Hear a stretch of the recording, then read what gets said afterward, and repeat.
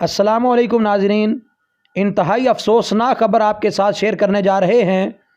شہر قائد کے علاقے شاہ فیصل کالونی میں موٹر سائیکل سوار ملزمان کی کار پر فائرنگ سے جامعہ فاروقیہ کے محتمم مولانا عادل ڈرائیور سمیت شہید ہو گئے۔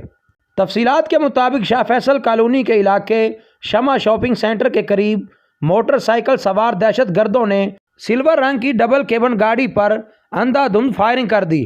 نتیجے میں ڈرائیور مقصود اور کار میں بیٹھے ہوئے معروف عالم دین شیخ الحدیث مولانا ڈاکٹر عادل خان شدید زخمی ہو گئے، جنہیں فوری طور پر قریبی اسپتال لے جایا گیا۔ بعد ازاں انہیں لیاقت نیشنل اسپتال منتقل کر دیا گیا، جہاں وہ زخموں کی تاب نہ لاتے ہوئے شہید ہو گئے۔ مولانا ڈاکٹر عادل خان شاہ فیصل کالونی میں واقع جامعہ فاروقیہ کے محتمم اور وفاق المدارس العربیہ پاکستان کے مرکزی عہدیدار بھی تھے۔ وہ شیخ الحدیث مولانا سلیم اللہ خان کے صاحبزادے، کراچی علماء کمیٹی کے سربراہ اور دارالعلوم کراچی کے استاد بھی تھے۔ اطلاع ملتے ہی علماء کرام سمیت دیگر افراد کی بڑی تعداد ہسپتال پہنچ گئی اور دہشت گردوں کو نشان عبرت بنانے کا مطالبہ کیا۔ مولانا عادل خان کی میت ضابطے کی کارروائی کے لیے لیاقت نیشنل ہسپتال سے جناح ہسپتال لائی گئی، جس کے بعد ان کا جسد خاکی ان کی رہائش گاہ اور جامعہ فاروقیہ فیز 2 ہب چوکی روانہ کر دیا گیا۔ ابتدائی اطلاعات کے مطابق دہشت گردی کے واقعے میں 9mm پستول استعمال کیا گیا، جبکہ واقعہ کی CC فوٹیج بھی منظر عام پر آ گئی، جس میں دیکھا جا سکتا ہے کہ مولانا عادل خان کی گاڑی سڑک کے کنارے کھڑی تھی۔ اس دوران شلوار قمیض پہنے ہوئے ایک دہشت گرد پیدل آیا اور ڈرائیونگ سیٹ کی جانب سے پہلے ڈرائیور مقصود اور بعد میں پچھلی سیٹ پر مولانا ڈاکٹر عادل خان کو نشانہ بنایا۔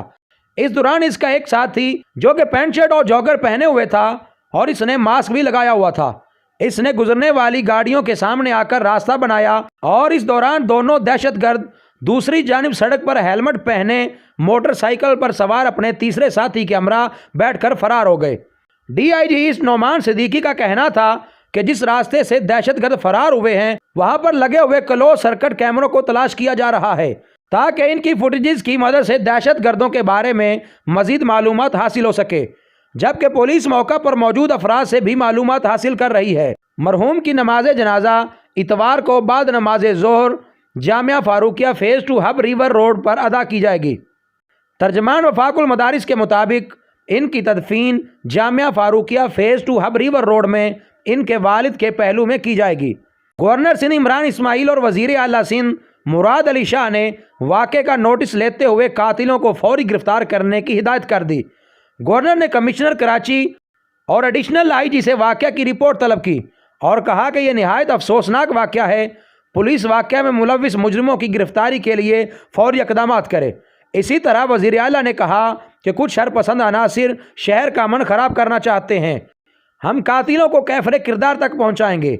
انہوں نے مولانا عادل کے اہل خانہ اور ساتھیوں سے یکجہتی کا اظہار کیا اور پولیس کو ٹیکنالوجی کی مدد سے قاتلوں تک فوری رسائی کی ہدایت کی۔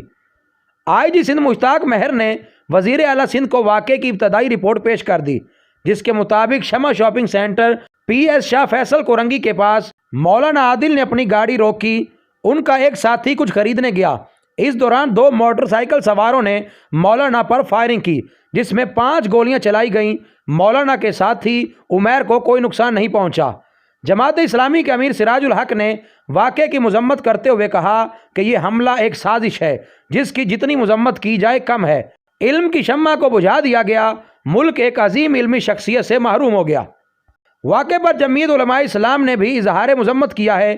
JUI کے رہنما قاری محمد عثمان نے اپنے بیان میں کہا کہ مولانا عادل خان پر حملہ فرقہ واریت کی آگ بھڑکانے کی گہری سازش ہے۔ مولانا کی شہادت کی ذمہ دار حکومت اور سیکورٹی ادارے ہیں۔